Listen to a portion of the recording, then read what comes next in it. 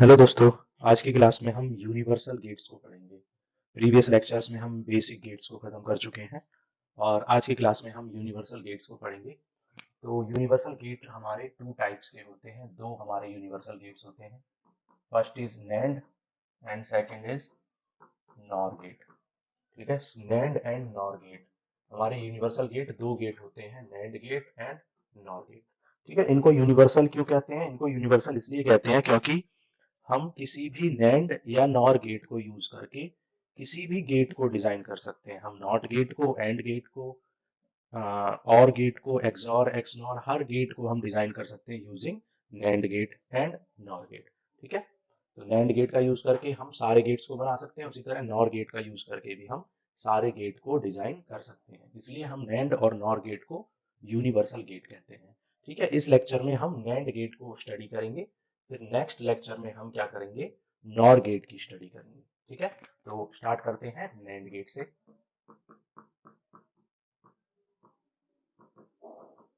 तो जो हमारा नैंड गेट होता है, इट इज द कॉम्बिनेशन, ये कॉम्बिनेशन होता है एंड गेट का एंड नॉट गेट का।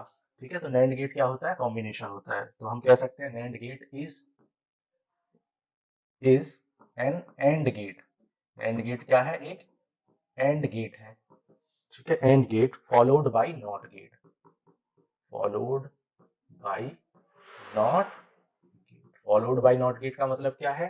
एंड गेट और उसके आगे क्या लगा देंगे? नॉट गेट लगा देंगे, तो हमारा नैंड गेट बन जाएगा।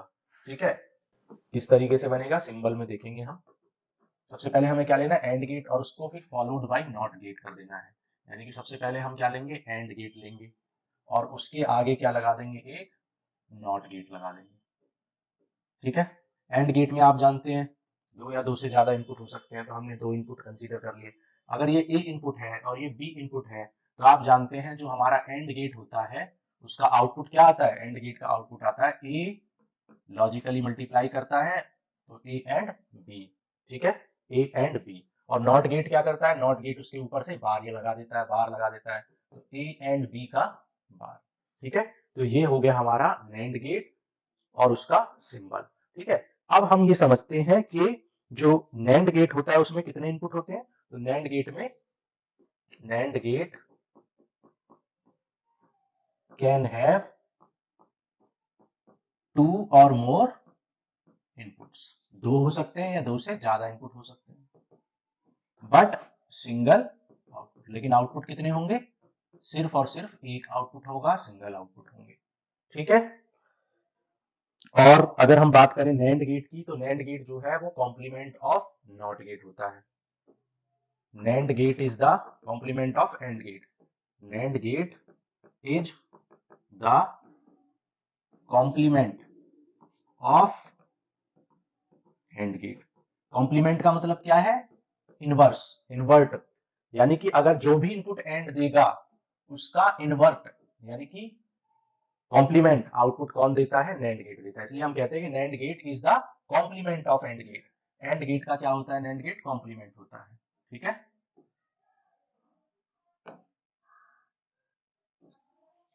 आगे बढ़ते हैं। अब हम समझते हैं कि एक्चुअल में नैंड गेट होता क्या है। ठीक है, नैंड गेट होता क्या है? मैं ऑलरेडी आपको बता चुका हूं कि लॉजिक गेट्स जो होते हैं वो क्या होते हैं? डिजिटल सर्किट्स होते हैं। तो नैंड गेट भी एक क्या होगा? डिजिटल सर्किट ही है। तो किस तरह का डिजिटल सर्किट है समझते हैं। जैसा कि मैंने बताया कि जो नैंड गेट होता है वो एंड गेट और नॉट गेट का कॉम्बिनेशन होता है। तो इसमें एंड का सर्किट भी आएगा और नॉट का सर्किट भी आएगा। ठीक है, एंड का सर्किट आप ऑलरेडी पढ़ चुके हो प्रीवियस क्लासेस में। भाई एंड का सर्किट कैसे बनता है? एक बैटरी लगी होती है और सीरीज में यहाँ पर आपके स्विच लगे होते हैं, दो या दो से ज्यादा स्विच। यहाँ पे क्या लगा होता है? बल्ब लगा होता है। ठीक है, ये हमारा क्या होता है? AND gate. और नॉट गेट हमारा कैसे बनता है? नॉट गेट में एक बैटरी लगी होती है। ठीक है, और उस बैटरी के पैरेलल में इस तरीके से क्या लगा होता है? स्विच लगा होता है, ए स्विच। और यहाँ पर क्या होता है? एक बल्ब लगा होता है। तो नॉट गेट में जो स्विच होता है वो यहाँ पर होता है और एंड गेट में स्विच यहाँ पर लगे होते हैं सीरीज में। ठीक है, और हमने अभी अभी पढ़ा कि एंड गेट और नॉट गेट का कॉम्बिनेशन करोगे तो क्या बनेगा? नैंड गेट बनेगा। इसका मतलब है कि हमें जो स्विच लगाने हैं वो सीरीज में भी लगाने हैं और इस तरीके से बैटरी के पैरेलल में भी लगाने हैं।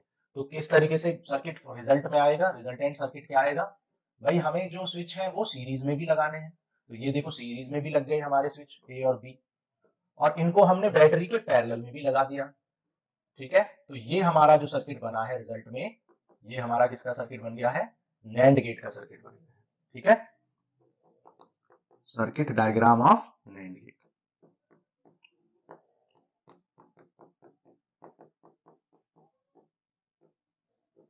ठीक है, तो इस तरीके से हमारा नैंड गेट बनता है, एंड गेट और नॉट गेट की कॉम्बिनेशन से। एंड गेट में दोनों स्विच सीरीज में होते हैं, नॉट गेट में स्विच बैटरी के पैरेलल में होता है, इसलिए हमने क्या किया, सीरीज में भी लगाया और बैटरी के पैरेलल में भी लगाया, तो रिजल्ट में क्या मिला मुझे, नैंड गेट का सर्किट डायग्राम मिल गया, ठीक है।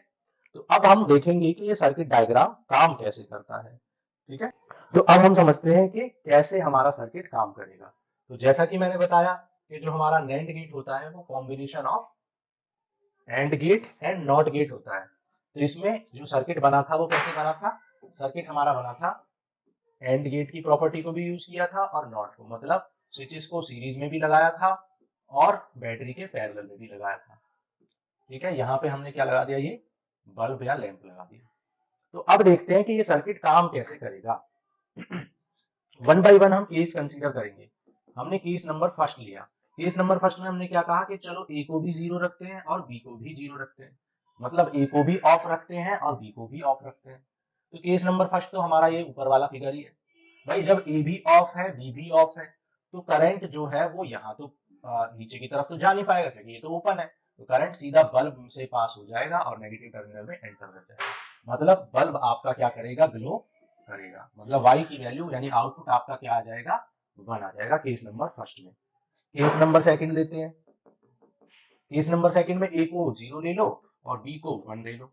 तो अगर आप a को 0 लेंगे तो a तो यहाँ पर ऑफ रहेगा, लेकिन b को आपने 1 ले लिया यानी b आपका क्या हो जाएगा, ऑन हो जाएगा। तो इस केस में क्या होगा, क्या बल्ब जल पाएगा, क्या बल्ब ग्लो करेगा, बल्ब ग्लो करेगा क्योंकि करंट अभी नीचे की तरफ नहीं जाएगा, यहाँ भी नहीं गया था यहाँ भी नहीं जाएगा, तो करंट सीधा बल्ब के अंदर एंटर कर पाएगा, मतलब इस केस में भी आपका y क्या आएगा, 1 आएगा, ठीक है। सिमिलरली अगर आप केस नंबर 3 लें तो केस नंबर 3 में क्या होगा, ये आपकी क्या है, बैटरी है, ठीक है। केस नंबर 3 में मान लो हमने क्या किया, ए को 1 ले लिया और बी को 0 ले लिया, तो ए को तो यहाँ पर कनेक्ट कर देंगे क्योंकि ए को 1 लिया है और बी को ऑफ रखेंगे। तो इस केस में क्या बल्ब जलेगा, बिल्कुल जलेगा क्योंकि अब भी करंट नीचे यहाँ बी पर जाकर रुक जाएगा, इसका मतलब करंट बल्ब में पास हो पाएगा, यानी कि अब भी आपका आउटपुट क्या आएगा, 1 आएगा, ठीक है। अब केस नंबर 4 लेते हैं, केस नंबर 4, केस नंबर 4 में हमने क्या किया, केस नंबर 4 में हमने ए को भी 1 कर दिया और बी को भी 1 कर दिया, ठीक है। तो इस केस में देखते हैं बल्ब जलेगा या नहीं जलेगा। आप देख सकते हो कि ये प्लस टर्मिनल है और प्लस टर्मिनल सीधा जाके माइनस टर्मिनल से कनेक्ट हो गया, इसका मतलब है कि प्लस और माइनस टर्मिनल क्या हो गए हैं, शॉर्ट हो गए हैं, और जब प्लस और माइनस शॉर्ट हो गए तो बल्ब नहीं जलेगा, क्योंकि आप किसी भी बैटरी के प्लस और माइनस को ही शॉर्ट कर दोगे तो फिर आप उससे बल्ब को नहीं जला पाओगे, तो इस तरीके से आउटपुट क्या आ जाएगा, 0। तो अब फाइनली हम डेफिनेशन लिख सकते हैं कि क्या कह सकते हैं कि डेफिनेशन कहेगी किसी कोई भी नैंड गेट आउटपुट सिर्फ तब देता है जब कब देता है, जब कोई एक इनपुट 0 हो या दोनों इनपुट 0 हो, ठीक है, तब ये आउटपुट देता है, या सिंपल वर्ड्स में कहना चाहे तो ऐसे भी कह सकते हैं दोनों इनपुट इज 1 आउटपुट इज 0, ठीक है। If all inputs are 0, all inputs are 1, sorry, all inputs are 1, then output is low और 0, ठीक है। तो अगर सारे इनपुट 1 हो जाए, क्योंकि आप सोच सकते हो कि अगर ए और बी दोनों 1 हो जाएंगे तो प्लस और माइनस क्या हो जाएगा, शॉर्ट हो जाएगा। अगर 3 इनपुट होते तो तीनों 1 हो जाते तो प्लस और माइनस शॉर्ट हो जाता और बल्ब में करंट फ्लो नहीं होता, बल्ब ऑफ हो जाता। तो नैंड गेट एक ऐसा गेट है जिसमें अगर सारे इनपुट 1 हो जाए तो आपका आउटपुट लो आता है, या दूसरे वर्ड्स में कहना चाहें तो आप कह सकते हैं अगर कोई भी एक इनपुट 0 रहेगा तो आउटपुट क्या आएगा, आउटपुट 1 आएगा, कोई भी एक इनपुट 0 या दोनों इनपुट भी 0 या ऑल इनपुट 0 तब भी, ठीक है। तो ये हो गया हमारा definition.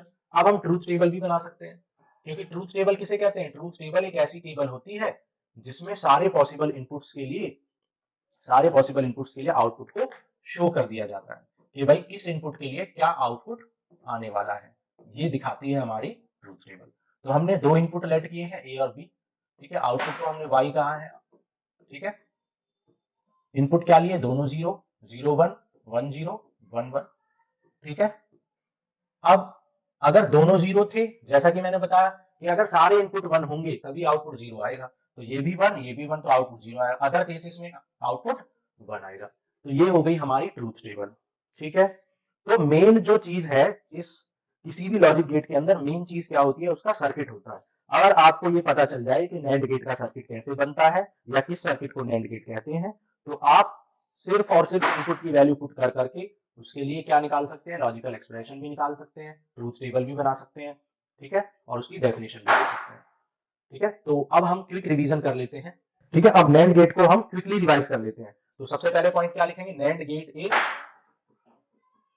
Gate is complement of AND gate, complement of AND gate, AND gate का कॉम्प्लीमेंट होता है, ठीक है। NAND gate is AND gate followed bye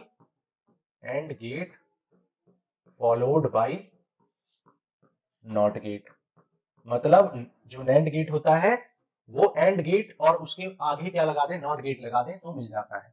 तो सिंबल क्या बनेगा? इससे सिंबल कैसे बनेगा? एंड गेट और फॉलोड बाय नॉट गेट, ठीक है। एंड गेट का इनपुट क्या हो सकता है? ए और बी, तो आउटपुट क्या आएगा? ए एंड बी, और इसका आउटपुट क्या आएगा? ए एंड बी का कॉम्प्लीमेंट, ठीक है। तो लॉजिकल एक्सप्रेशन क्या आ जाएगा?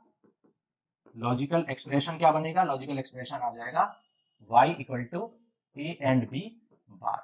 ये लॉजिकल एक्सप्रेशन हो गया। इसका सिंबल का इक्विवेलेंट सर्किट भी बना सकते हैं आप, ऐसे ना बना के ऐसे भी बना सकते हैं, एंड गेट और उसके आगे इस तरीके से नॉट गेट लगा दो तो भी करेक्ट है, ठीक है। लॉजिकल एक्सप्रेशन हो गया। और अगर हम बात करें तो जो नैंड गेट होता है इट कैन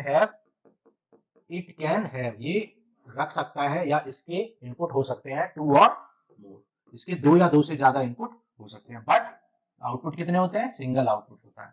2 या 2 से ज्यादा इनपुट हो सकते हैं लेकिन आउटपुट सिंगल होता है, ठीक है। अभी हमने समझा कि अगर एक भी इनपुट 0 है तो आउटपुट क्या आएगा? 1। इफ एनी और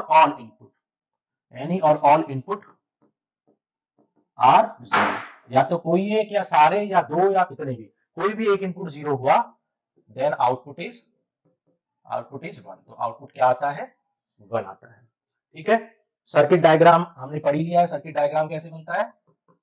नैंड गेट का सर्किट डायग्राम कैसे बनता है? एंड गेट और नॉट गेट दोनों की प्रॉपर्टी यूज हो जाती है। मतलब आप स्विचेस को सीरीज में भी रखेंगे और बैटरी के पैरेलल में भी रखेंगे, ठीक है। तो ये आ गया आपका सर्किट डायग्राम। अगर ट्रूथ टेबल की बात करें तो ट्रूथ टेबल में हम बता ही चुके हैं